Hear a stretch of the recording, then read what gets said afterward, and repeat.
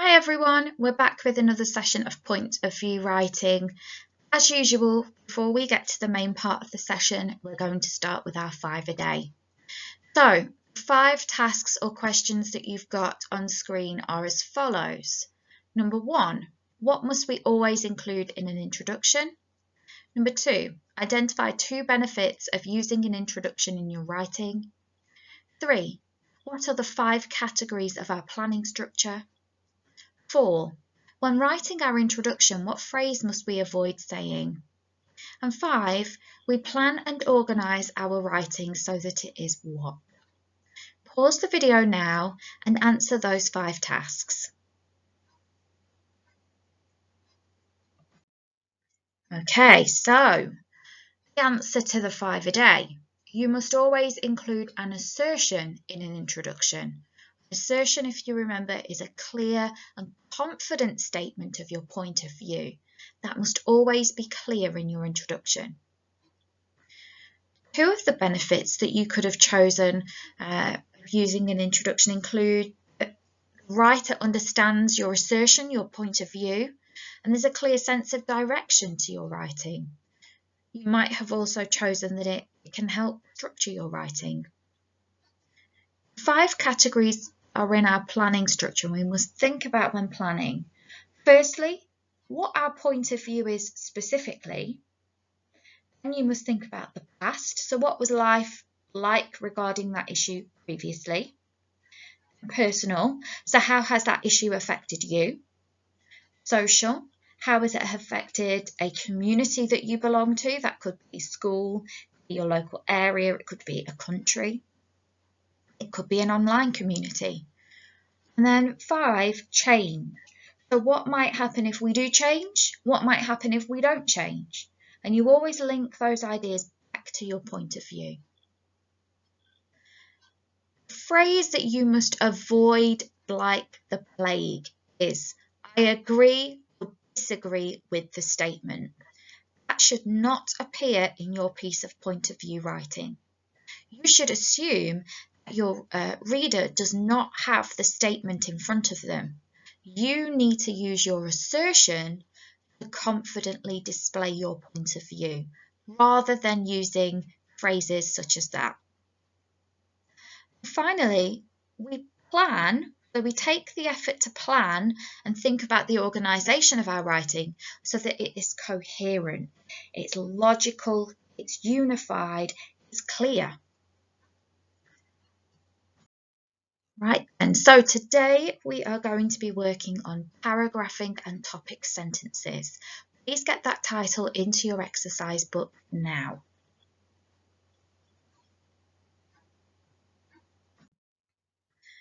Our objectives for today are as follows. We're going to revise what paragraphs are and when to begin a new one. Notice I've said revise, as that should be good knowledge for the majority of you. You should be comfortable with that. We're then going to consider the importance of topic sentences. So we'll talk about what a topic sentence is, and then we'll see why it's particularly important. And ultimately, we're going to use all that knowledge to have a go at writing. So then, what is a paragraph? So simply, a paragraph is a distinct section of writing within a text. It can consist of one sentence, it can consist of more sentences. A paragraph usually focuses on one particular point or one particular topic, and the sentences included are grouped to expand on that idea. Ultimately, paragraphs help the reader understand your ideas because it organises or helps to organise your writing into a logical structure. So your reader is clearer about your ideas as a result. Don't forget, we usually indicate a new paragraph either by creating an indentation from the margin or by missing a line. Now, when it comes to point of view writing, you will need to begin a new paragraph when you start writing about a new argument, topic, or idea. If If you want to get that information down, if you needed that refresher, please pause the video now and do so. Otherwise, carry on.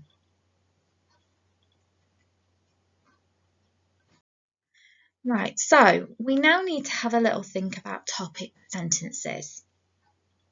So simply put, a topic sentence is a sentence that introduces or summarises the main idea in the paragraph. So it's the very first sentence in the paragraph, and it gives us an idea as to what the rest of the paragraph will cover. It summarises that. Now, in a minute, I'm going to ask you to pause the video and write that definition down. I want to explain the task that's on screen first. So down the right-hand side, you have got 4 sentences that are all from the last paragraph of a piece of point of view writing.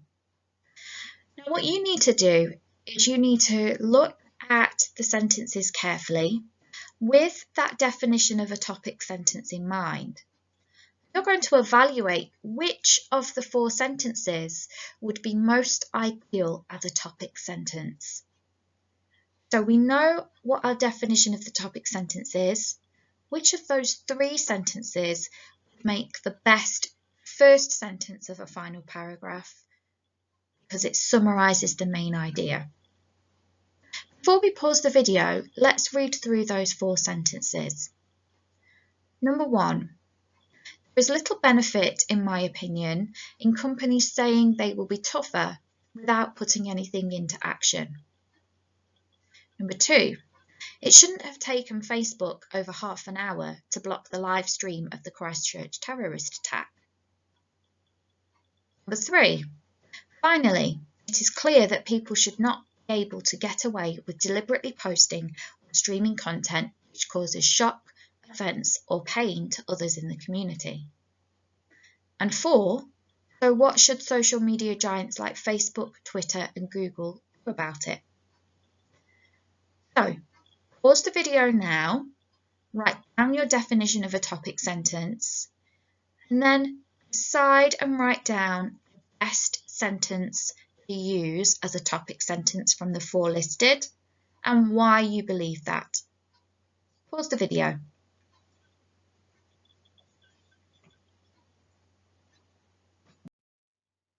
Okay then, so on screen you can see the paragraph that those 4 sentences came from in full.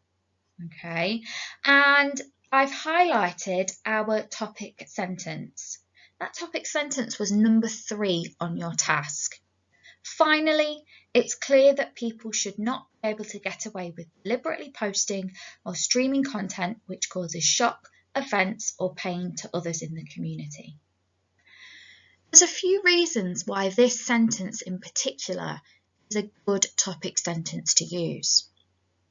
First, we have the adverb finally at the start, indicating a sense of organisation within the wider context of the essay. Secondly, it's talking about a summary of what the rest of the paragraph contains.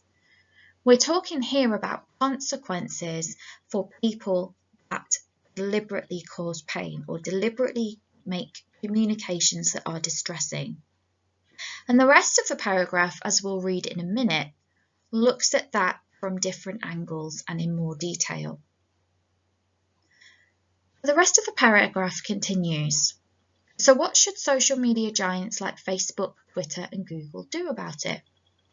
There is little benefit, in my opinion, in companies saying they will be tougher without putting anything into action. It shouldn't have taken a rioting mob to prompt Twitter to permanently suspend Donald Trump. It shouldn't have taken Facebook over half an hour to block the live stream of the Christchurch terrorist attack. Companies should commit more resources to enable them to quickly tackle the problem of those who deliberately use the idea of free speech to cause pain and mental harm to other users. So by reading the rest of the paragraph, we can see that this paragraph, or this topic sentence rather, summarises what the rest of the paragraph is about. The rest of the paragraph is about what needs to happen or who takes responsibility for those who distress others. And our topic sentence gives us a summary that is what is going to be discussed. The idea people should not be able to get away with.